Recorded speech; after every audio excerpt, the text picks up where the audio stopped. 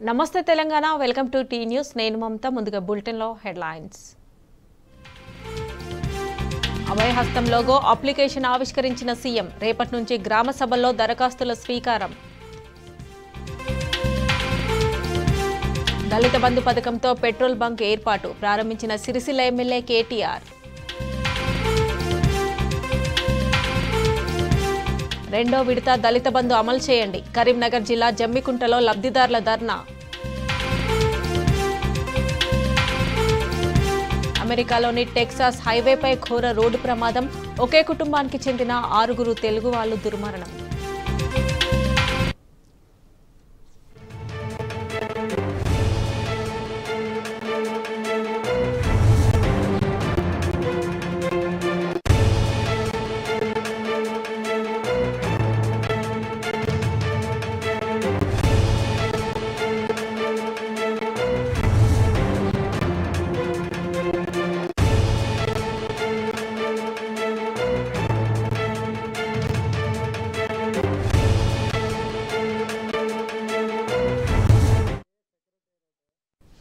బెంగళూరులో ఉద్రిక్త పరిస్థితులు నెలకొన్నాయి. కన్నడ రక్షా వేదిక చేపట్టిన నిరసన ప్రదర్శన విధ్వంసానికి దారితీసింది. సైన్ బోర్డులపై స్థానిక కన్నడ భాషను వాడాలని, ఇంగ్లీష్ భాష వాడకూడదంటూ డిమాండ్ చేస్తూ బెంగళూరులోని హోటళ్లపై దాడి చేశారు.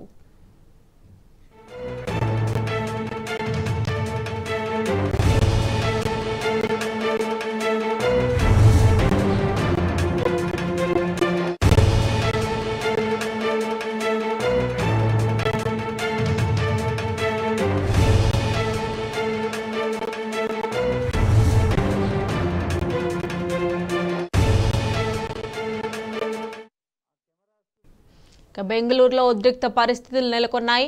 కన్నడ రక్షా వేదిక చేపట్టిన నిరసన ప్రదర్శన విధ్వంసానికి దారితీసింది. సైన్ బోర్డులపై స్థానిక కన్నడ భాషను వాడాలని, ఇంగ్లీష్ భాష వాడకూడదంటూ డిమాండ్ చేస్తూ బెంగళూరులోని హోటళ్లపై దాడి చేశారు.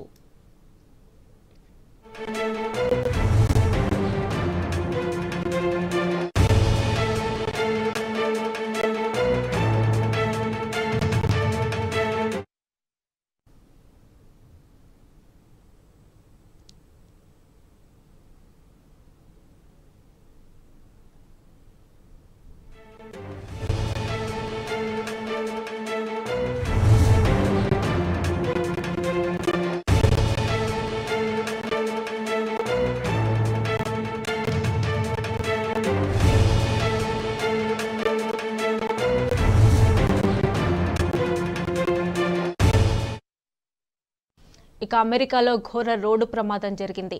టెక్సాస్ హైవేపై జరిగిన ఈ రోడ్డు ప్రమాదంలో ఒకే కుటుంబానికి చెందిన 6 మృతి చెందగా 3కి తీవ్ర గాయాలయ్యాయి. మృతులు అమలాపురానికి చెందిన వాసులుగా పోలీసులు గుర్తించారు. కాగా మృతులు ఏపీ ఎమ్మెల్యే పొన్నాడ సతీష్ బంధువులుగా తెలుస్తోంది.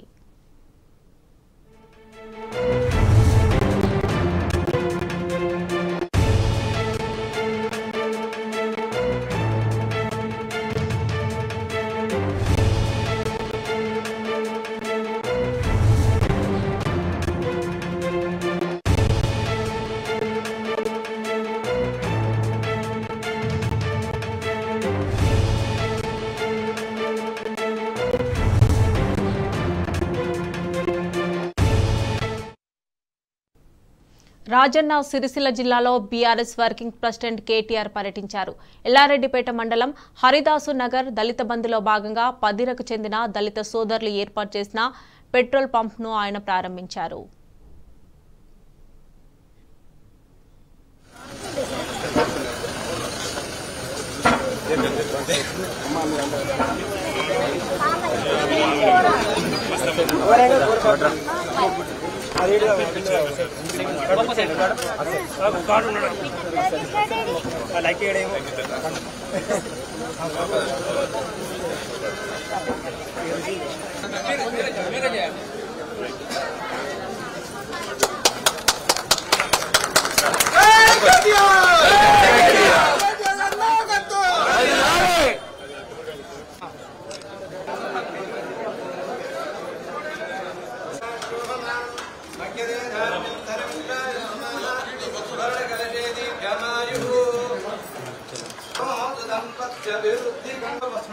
సమర్పयामि सर्वाभरणमिष्टान् समर्पयामि गन्धान्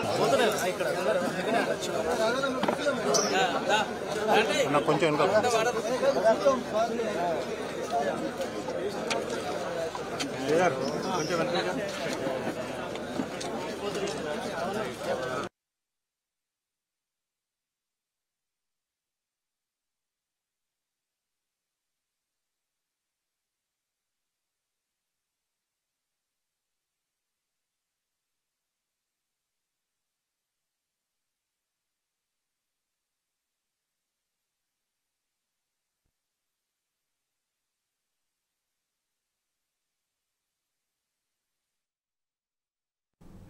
ప్రభుత్వం చేపట్టనున్న అభయహస్తం లోగోను ఆవిష్కరించారు సీఎం రేవంత్ రెడ్డి.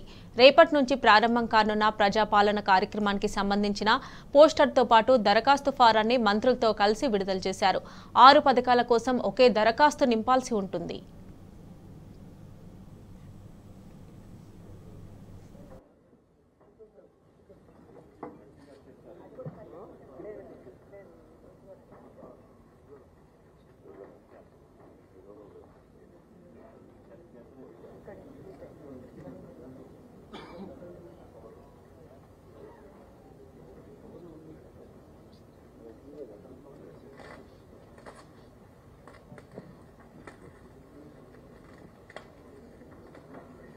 మొక్కకు నీళ్లు ఎంత అవసరమో ఆలోచనకు ఆచరణ అంతే అవసరం అన్న అంబేద్కర్ గారి సూక్తిని మనస వాచ కర్మణ ఆచరించేది ప్రజాస్వామ్య ప్రభుత్వం. పౌరుని నైతికాభివృద్ధి ప్రధానం. అలాంటి నైతికాభివృద్ధికి దోహదం చేసే సామాజిక ఆర్థిక అభివృద్ధికి దోహదం చేసే కార్యక్రమాలన్నీ ఈ 6 గ్యారెంటీలు ఒకటిగా ఉన్నాయి. అదిగో ప్రజాపాలన అభయహస్తం లోగో ఆవిష్కరించారు గౌరవ ముఖ్యమంత్రి వర్యులు. మహాలక్ష్మి, రైతు భరోసా, గృహజ్యోతి, ఇందిరమ్మ ఇండ్లు, చేయూత, యువ వికాసం సమాజంలోని అన్ని వర్గాల వారికి, పేద వర్గాలకి, అవసరంలో ఉన్న వారికి అభయహస్తాన్ని అందించే ఒక దింపు చేసి దేశవ్యాప్తంగా కరోనా కేసులు భారీగా నమోదవుతున్నాయి. అటు తెలంగాణలోనూ కోవిడ్ కేసుల సంఖ్య రోజురోజుకు పెరుగుతోంది. కోవిడ్ మళ్లీ విజృంభిస్తూ ఉండడంతో ప్రజలంతా జాగ్రత్తగా ఉండాలన్నారు Gandhi hospital superintendent Rajarao. Covid టైంలో ఎలాంటి జాగ్రత్తలు పాటించారో, అలాగే ఇప్పుడు సోషల్ డిస్టెన్స్, మాస్క్ తప్పనిసరి అని అన్నారు. పోస్ట్ కోవిడ్ టైంలో సమస్యలు ఉన్నవారు మరింత జాగ్రత్తగా ఉండాలంటున్న డాక్టర్ రాజారావుతో మా ప్రతినిధి Vamsikrishna face to face. Covid మరోసారి విస్తరిస్తూ ఉంది. ఇప్పటికే పలు రాష్ట్రాల్లో భారీగా కేసులు నమోదవుతున్నాయి. అటు తెలంగాణ రాష్ట్రంలో కూడా పలు చోట్ల కేసులు నమోదవుతున్నటువంటి పరిస్థితి మనం చూస్తున్నాము. ప్రధానంగా హైదరాబాద్లో కేసెస్ సంఖ్య కూడా దాదాపుగా 50కి పైగా ఉన్నటువంటి పరిస్థితి కూడా మనం చూస్తూ ఉన్నాం. ప్రధానంగా ఎలాంటి జాగ్రత్తలు తీసుకోవాలి, దాంతోపాటుగా పోస్ట్ కోవిడ్ ఉన్నటువంటి వారు ఎవరైతే ఉంటారో వారు కూడా ఎలా జాగ్రత్తలు తీసుకోవాలి అంశానికి సంబంధించి కూడా మనం పూర్తి వివరాలు తెలుసుకునే ప్రయత్నం చేద్దాం. మనతో పాటు మాట్లాడడానికి గాంధీ హాస్పిటల్ సూపరింటెండెంట్ రాజారావు గారు మనతో పాటు ఉన్నారు. వారితో మాట్లాడించే ప్రయత్నం చేద్దాం. సార్ చెప్పండి, కోవిడ్ అనేది దేశవ్యాప్తంగా ప్రజెంట్ విస్తరిస్తూ ఉంది. మీ దగ్గర కూడా కొన్ని కేసెస్ అడ్మిట్ అయ్యి ఉంటాయి. వారి కండిషన్ ఎలా ఉందంటారు, సిమ్టమ్స్ ఎలా ఉన్నాయి అంటారు? బేసిక్ గా ఇప్పుడున్న తరుణం చూస్తుంటే మనకి కేసులు దేశవ్యాప్తంగా పెరుగుతున్నాయి. సో మన దగ్గర కూడా ఇన్ఫ్లుయెంజా లైక్ ఇల్నెస్ కానివ్వండి, సారీ కేసులు ఎక్కువ ఉండటం వల్ల మనం టెస్టింగ్ కూడా పెంచాము. ఆర్టీపీసీఆర్ టెస్టులు చేస్తున్నాము. ఇప్పుడు ప్రజెంట్ గా మన దగ్గర ఈ sorry cases, severe acute respiratory illnesses cases ఉన్నాయి. అవి వాటందరూ కూడా ఆర్టీపీసీఆర్ చేశాము. కానీ సారీ కేసులో ఆర్టీపీసీఆర్ కానీ ఇన్ఫ్లుయెంజా లైక్ ఇల్నెస్ లో కానీ అంత పాజిటివిటీ రేట్ అయితే ఎక్కువగా లేదు. ఇప్పుడు ప్రస్తుతానికి మన గాంధీలో ఒక పాజిటివ్ కేసు ఉంది. అది బయట పాజిటివ్ అని మన దగ్గరికి షిఫ్ట్ చేయడం జరిగింది. మా దగ్గర ఆర్టీపీసీఆర్ చేస్తే అది నెగిటివ్ వచ్చింది. సో ఇప్పుడు అది నెగిటివ్ గా కన్సిడర్ చేస్తే గాంధీ హాస్పిటల్లో ఒక కేసు కూడా కోవిడ్ కి సంబంధించి లేదు. కాకపోతే సివియర్ రెస్పిరేటరీ ఇల్నెస్ కేసెస్ ఉన్నాయి. ఒక్కటేంటంటే ఇప్పుడు ఈ వైరస్ ఏదైతే ఉందో, ఇప్పుడు పక్క రాష్ట్రాల్లో ఏదైతే JN1 సబ్ వేరియంట్ ఏదైతే పెరుగుతూ ఉందో దానికి ఇన్ఫెక్టివిటీ రేట్ చాలా ఎక్కువగా ఉంది, ట్రాన్స్మిసిబిలిటీ ఎక్కువగా ఉంది. అది మైల్డ్ వేరియంటే. అందుకనే హాస్పిటలైజేషన్స్ పెరగకపోవచ్చు, డెత్లు పెరగకపోవచ్చు, కానీ but number of cases increase అయ్యే అవకాశం ఉంది కాబట్టి అందరూ కూడా చాలా జాగ్రత్తగా ఉండవలసిన అవసరం అయితే ఎంతైనా ఉంది. సార్, ప్రధానంగా JN1 సబ్ వేరియంట్కి సంబంధించి ఇతర రాష్ట్రాల్లో కేసెస్ పెరుగుతున్నాయి. మీరు గతంలో ఏదైతే 2019 నుంచి అనేక కేసెస్ చూశారు, వేరియంట్స్ చూశారు, మ్యుటేషన్స్ చూశారు. ప్రజెంట్ ఇప్పుడు నమోదవుతున్నటువంటి కేసెస్లలో ఎలాంటి సిమ్టమ్స్ ఉన్నాయంటారు? అంటే ఇప్పుడు మనకి ఇంతకాలం వచ్చిన అన్ని కరోనా వేరియంట్స్ లో కూడా లక్షణాలు దాదాపుగా ఇంచుమించుగా ఒకేలాగా ఉన్నాయి. Cough, cold, severe headache, body pains, weakness ఉండటము, ఇటువంటివన్నీ చూస్తున్నాం మనము. సో ఇట్లాగే ఈ వేరియంట్ లో కూడా ఉండే అవకాశం ఇప్పుడు మనకు ఒమిక్రాన్ లో చూసుకుంటే ఒమిక్రాన్ లో కూడా ఇవే లక్షణాలు ఉన్నాయి. దీని సబ్ వేరియంట్ ఏదైతే ఉందో అది ఎక్కువ కేరళ రాష్ట్రంలో కానీ కర్ణాటకలో కానీ మనం ప్రభావితం చూపిస్తున్నా. అక్కడ ఉన్న లక్షణాలు అయితే ఇవే ఉన్నాయి. అయితే ఇప్పుడు వస్తున్న రెస్పిరేటరీ ఇల్నెస్ చాలా మందిలో ఈ లాంగివిటీ ఎక్కువగా ఉంటుంది. అంటే యూజువల్ గా any viral illness, respiratory viral influenza కానివ్వండి, ఇవన్నీ కూడా విత్ ఇన్ 1 వీక్ అవి సెల్ఫ్ లిమిటింగ్, వాటంతా అవి తక్కువైపోతాయి. కానీ ఇప్పుడు చాలా మందిలో ఒక 2-3 వారాలను ఎక్కువగా ప్రొలాంగ్ అవుతున్న సిచ్యువేషన్ చూస్తున్నాము. సరే, అది కోవిడా నాన్ కోవిడా అది డిఫరెంట్ థింగ్, బట్ ఈ రెస్పిరేటరీ ఇల్నెస్ ప్రొలాంగ్ గా అయితే చూస్తున్నాము. సో ఇప్పుడు మనకి JN1 వేరియంట్ ఇప్పటి వరకు అంటే మనకి మన రాష్ట్రంలో ప్రవేశించినట్టు ఇప్పుడు మనకి జీనోమిక్ సీక్వెన్స్ చేస్తేనే తెలుస్తుంది. ఆ సీక్వెన్సింగ్ కి పంపించడం జరిగింది. ఆ రిజల్ట్స్ వస్తే మనకి ఆ వేరియంట్ ఉందా లేదా తెలుస్తుంది. ఇప్పుడు ప్రస్తుతానికి మనకి రికార్డ్ అవుతున్నవి కోవిడ్ కేసెస్ ఇన్ని కోవిడ్ ఉన్నాయని చెప్పగలుగుతున్నాం. సార్, దాంతో పాటుగా ప్రధానంగా హాస్పిటలైజేషన్ ఎలా ఉందంటారు? కొంత అనుమానాలు ఉన్నాయి. గతంలో మనం చూసాము 20 రోజులు, 14 రోజులు, 9 రోజులు, 7 రోజులు, 5 రోజులు ఐసోలేషన్ గతంలో ఉన్నటువంటి వేరియంట్స్ కి సంబంధించి కావచ్చు, మ్యుటేషన్స్ కి సంబంధించి. ప్రజెంట్ ఈ JN1 కి సంబంధించి కావచ్చు, ఇతర కేసులు నమోదవుతున్నటువంటి నేపథ్యంలో ప్రజెంట్ ఐసోలేషన్ టైం ఎలా ఉందంటారు? అంటే ఇప్పుడు మనకు JN1 వేరియంట్ ఇది అని చెప్పడానికి ఒక కేసు కూడా లేదు. అంటే ఇప్పుడు అటువంటి వేరియంట్ నేను ఇంతవరకు చూడలేదు. సో ఇప్పుడు మన దగ్గర కోవిడ్ కేసులు కూడా లేవు. కాకపోతే ఈ పాండమిక్ తర్వాత మనకి ఈ డిసీజ్ అనేది ఎండమిక్ అయిపోయి వారానికి ఒక 2-3 కేసులు వస్తూ ఉండేవి. అది మనకు థర్డ్ వేవ్ తర్వాత కూడా వస్తూనే ఉన్నాయి. అట్లా దానికోసమనే మనం వైరల్ ఐసోలేషన్ వార్డు సపరేట్ గా ఉంచాము, దాంట్లోనే ఉంటున్నాము. ఇది వేరే దానిలాగా అంటే లైక్ ఇప్పుడు మనం చూస్తుంటే ఇప్పుడు ప్రస్తుతానికైతే ఒక కేసు కూడా లేదు. కానీ మొన్నటిదాకా ఉన్న కేసుల్లో అది చూసుకుంటే విత్ ఇన్ 1 వీకే మనము వాళ్ళు అంటే రికవర్ అయిపోయి ఇంటికి పోతున్న పరిస్థితిలో ఉంది. సార్, పోస్ట్ కోవిడ్ కి సంబంధించి సమస్యలు ఉన్నవారు ఎలా జాగ్రత్తగా ఉండాలి? ఎందుకంటే కొంత ఇంతకుముందు లంగ్స్ ఎఫెక్ట్ అయినటువంటి వారు కావచ్చు, కోమార్బిడ్ డిసీజెస్ ఉన్నటువంటి వారిపైన కొంత తీవ్రమైనటువంటి ప్రభావం ఉండే అవకాశం ఉందని కూడా చెప్తా ఉన్నారు. దీని గురించి ఏమంటారు? పోస్ట్ కోవిడ్ లో మెయిన్ గా మనకి కొన్ని రకాల కాంప్లికేషన్స్ చాలా మందిలో చూస్తున్నాము. అందులో మెయిన్ గా ఈ మెంటల్ ఇల్నెస్ కూడా పెరుగుతుంది. అంటే వాళ్ళలో కొంచెము ఈ యాంగ్జైటీ కానివ్వండి, డిప్రెషన్ కానివ్వండి, లేకపోతే ఈ మెమరీ డెఫిసిట్స్ కానివ్వండి, లేకపోతే ఇట్లా వీక్నెస్ ఉండటం కానీ, ఫోబిక్ డిజార్డర్స్, ఇవి డెఫినెట్ గా ఈ సైకలాజికల్ ఎఫెక్ట్స్ కూడా ఎక్కువగానే ఉన్నాయి. ఇవి కూడా మన పోస్ట్ కోవిడే ఉన్నాయి. ఇది కాకుండా ఈ థ్రాంబో ఎంబోలిక్ ఎపిసోడ్స్ అంటాము. అంటే రక్తనాళాల్లో రక్తం గడ్డగట్టి ఈ స్ట్రోక్స్ పెరుగుతున్నాయి. బ్రెయిన్ స్ట్రోక్స్ కానీ, కార్డియాక్ స్ట్రోక్స్ కానీ. ఇప్పుడు మనం చూస్తే చాలా మంది మనం యంగ్ స్ట్రోక్స్ కూడా చూస్తున్నాం మనం. ఇవన్నీ కూడా పోస్ట్ కోవిడ్ మనకు ఎక్కువైన ఇవి కనిపిస్తున్నాయి. ఇవి కాకుండా ఇన్ఫెక్షన్స్ అంటే ఇంతకుముందు మనం చూసాము ఈ బ్లాక్ ఫంగస్ అనేది, మ్యూకార్మైకోసిస్ అనేది, ఈ ఇన్ఫెక్షన్స్ పెరగటము, తర్వాత ఈ ట్యూబర్కులోసిస్ అవి కూడా ఎక్కువగా చూడటం. అంటే ఇన్ఫెక్షన్స్ అనేవి ఎక్కువ ఉంటాయి. ఇదే కాకుండా లంగ్స్ ఆల్రెడీ సివియర్ డిసీజ్ వచ్చిన వాళ్ళలో ఈ లంగ్ డ్యామేజ్ ఆల్రెడీ ఉంటుంది కాబట్టి they are more prone for other infections. So ఇవి మనకి పోస్ట్ కోవిడ్ కాంప్లికేషన్స్ లో మనం ఎక్కువగా చూస్తున్న ఇవి. సార్, జనవరి 1, డిసెంబర్ 31 వేడుకలకు సిద్ధమవుతున్నారు యువత. దాంతో పాటుగా సంక్రాంతి పండుగ కూడా రాబోతుంది. పెద్ద ఎత్తున వారి సొంత ఊర్లకు ప్రయాణం అయ్యే అవకాశం ఉంటుంది. ఈ సందర్భంగా మీరు ప్రజలకు మీ తరపు నుంచి చెప్పేటువంటి అంశాలు ఏమంటారు?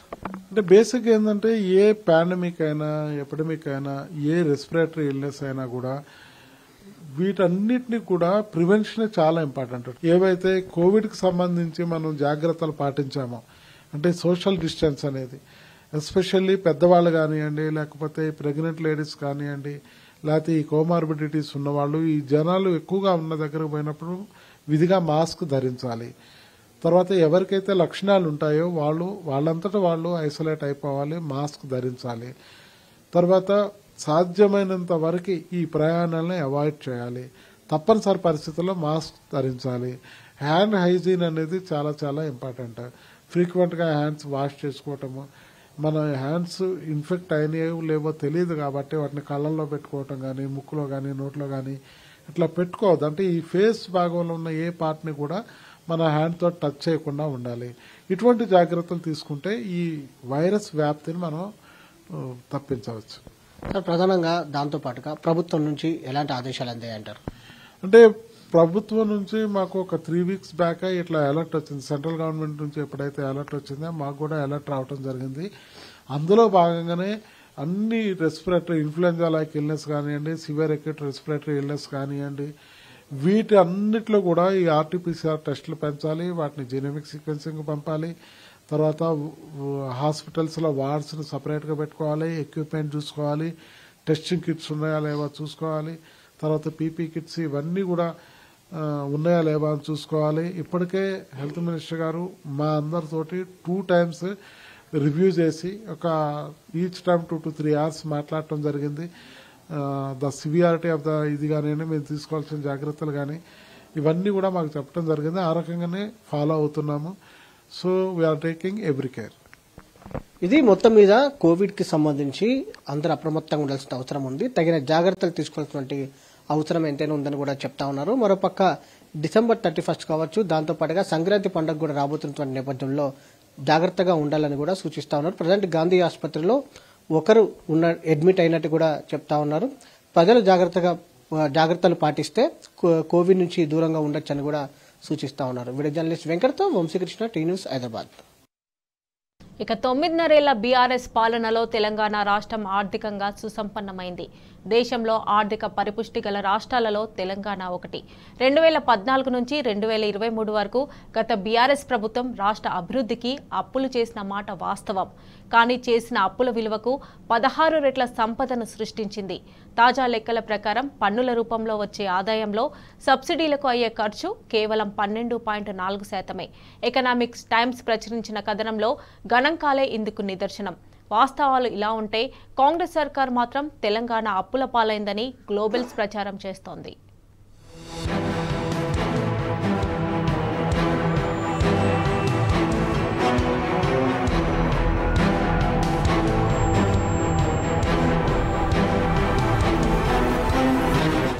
తెలంగాణ ఆర్థికంగా పరిపుష్టంగా ఉన్నప్పటికీ కాంగ్రెస్ సర్కార్ తప్పుడు లెక్కలతో శ్వేతపత్రం డ్రామాలు ఎందుకు ఆడుతున్నది?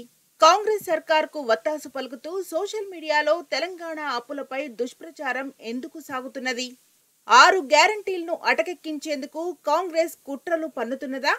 తెలంగాణలో పన్నుల రాబడి దండిగా ఉన్నప్పటికీ సంక్షేమం విషయంలో కాంగ్రెస్ మనసు ఒప్పడం లేదా? తాజాగా దేశంలోని వివిధ రాష్ట్రాల ఆర్థిక స్థితి, సబ్సిడీల ఖర్చుకు సంబంధించిన లెక్కలను చూస్తే ఈ ప్రశ్నలకు సమాధానం అవుననే అనిపిస్తోంది.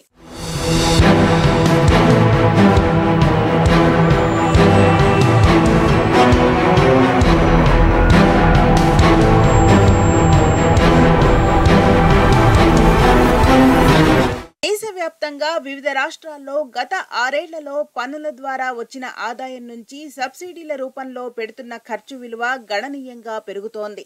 2023-24 ఆర్థిక సంవత్సరంలో రాష్ట్రాల సొంత రాబడి నుంచి రాయితీల కోసం దాదాపు 20% ఖర్చు పెట్టాలని ఈ కథనం వెల్లడించింది. ఈ జాబితాలో ఛత్తీస్గఢ్ మొదటి స్థానంలో ఉంది.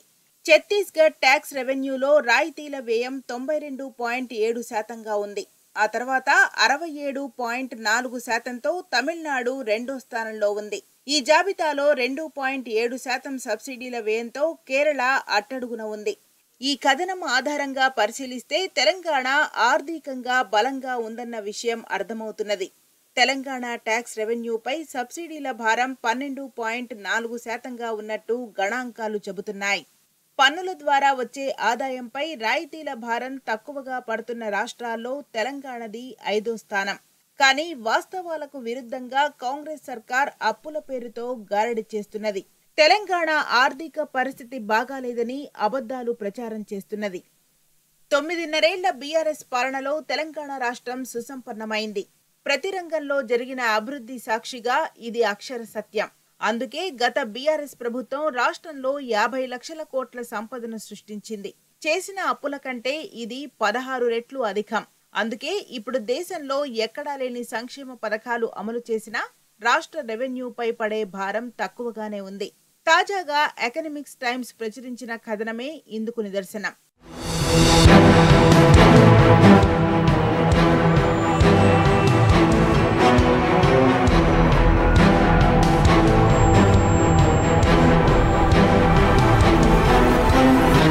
తెలంగాణలో సబ్సిడీల రూపంలో చేస్తున్న ఖర్చు, పన్నుల రూపంలో వస్తున్న ఆదాయంలో 12.4% మాత్రమే. అంటే వస్తున్న రాబడిలో 25 వంతులో సగం మాత్రమే. కానీ వాస్తవాలకు విరుద్ధంగా కాంగ్రెస్ ప్రభుత్వం అక్కసుతో అప్పుల రాజకీయం చేస్తున్నది. గత బీఆర్ఎస్ ప్రభుత్వంపై కక్షతో తెలంగాణ అస్తిత్వాన్ని, ఆత్మ గౌరవాన్ని కించపర్చేలా కుట్రలకు తెగిస్తున్నది. తెలంగాణను విఫల రాష్ట్రంగా చిత్రీకరించేందుకు ప్రయత్నం చేస్తున్నది.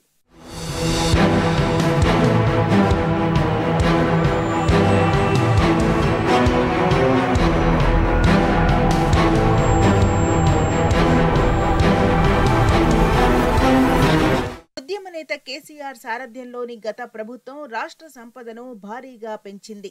గత 9.5 బీఆర్ఎస్ ప్రభుత్వం 3,17,015 కోట్ల రూపాయలు అప్పు చేసిన మాట వాస్తవం. కానీ అదే సమయంలో రాష్ట్రంలో దాదాపు 51 లక్షల కోట్ల విలువైన సంపదను సృష్టించింది.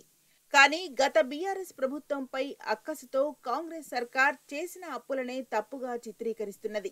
రాజకీయ కక్షతో తెలంగాణ ప్రతిష్టను దిగజారుస్తూ అసెంబ్లీ సెషన్స్ లో శ్వేతపత్రం పేరుతో డ్రామాలు ఆడింది. తప్పుడు లెక్కలతో కేసీఆర్ ను బీఆర్ఎస్ పార్టీని బద్నాం చేసేందుకు విఫల యత్నం చేసింది. కానీ అసెంబ్లీ వేదికగానే కాంగ్రెస్ వ్యూహం బెడిసికొట్టింది. మరోవైపు సోషల్ మీడియాలో సైతం కాంగ్రెస్ సర్కార్ గోబెల్స్ ప్రచారం చేస్తున్నది. తెలంగాణ అప్పుల పాలైందని, ఆర్థిక స్థితి బాగాలేదని అవాస్తవాలను వైరల్ చేస్తున్నది.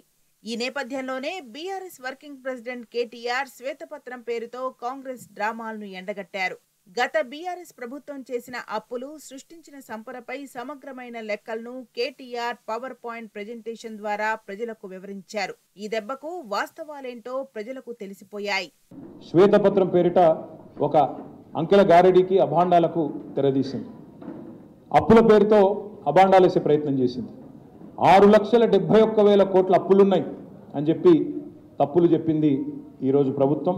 అసెంబ్లీ సాక్షిగా, అత్యున్నత చట్టసభ సాక్షిగా పూర్తి స్థాయి సత్యదూరమైన మాటలకు తెరదీసింది ఈ ప్రభుత్వం. అందుకే వాళ్ళ డొల్లతనాన్ని, వాళ్ళ రాజకీయ దివాలా కోరుతనాన్ని వివరించడానికే ఈరోజు ఈ శ్వేతపత్రం. మా ప్రభుత్వం గత 9.5 చేసిన అప్పు ఎఫ్ఆర్బిఎం పరిమితి లోపల ఎంత అంటే 389 మైనస్ 72,658 తీసుకుంటే 3,17,015 కోట్లు మాత్రమే. కానీ దాని ఎంత బుకాయింపు అంటే ఈ 3,17,000 కోట్లను 6,71,000 కోట్లు అని చెప్పి వాళ్ళు ఇలా చిత్రీకరించే ప్రయత్నం చేస్తూ ఉన్నారు. మొత్తంగా అసెంబ్లీ వేదికగా కాంగ్రెస్ ప్రభుత్వం శ్వేతపత్రం నాటకానికి ఎందుకు తెరతీసిందో ప్రజలకు అర్థమైపోయింది. 6 గ్యారంటీలను అటకెక్కించేందుకే కాంగ్రెస్ డ్రామాలు ఆడుతోందని పలువురు మండిపడుతున్నారు. రాష్ట్రం కష్టాల్లో ఉంటే ఎంసీఆర్హెచ్ ఆర్డీలో కొత్త సీఎం క్యాంపు కార్యాలయానికి ఎందుకు డబ్బు వృధా చేస్తున్నారు? న్యూఢిల్లీలో తెలంగాణ భవన్ ఎందుకు నిర్మించాలనుకుంటున్నారు? 100 రోజుల్లో 6 హామీల అమలుకు మీ ప్రాధాన్యత ఎందుకు లేదు అని పలువురు ప్రభుత్వాన్ని నిలదీస్తున్నారు. వైట్ పేపర్ రాజకీయాలతో అసెంబ్లీలో అధికార పక్షం కంటే ప్రతిపక్ష బీఆర్ఎస్ పార్టీ పూర్తిగా పైచేయి సాధించింది. నిజంగానే గత బీఆర్ఎస్ ప్రభుత్వం అవినీతి చేస్తే వారే స్వయంగా దర్యాప్తు కోసం డిమాండ్ చేస్తుంటే ప్రభుత్వం ఎందుకు వెనకడుగు వేస్తోందని ప్రజలు ప్రశ్నిస్తున్నారు.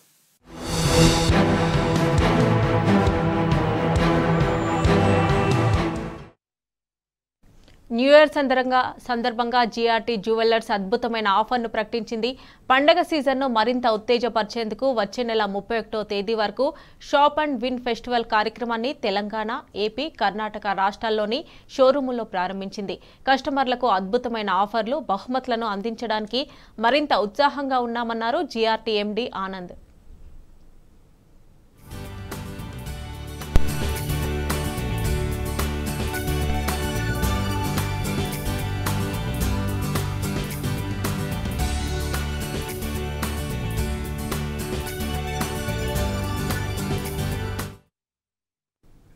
ఇవి bulletin updates. Keep watching T news.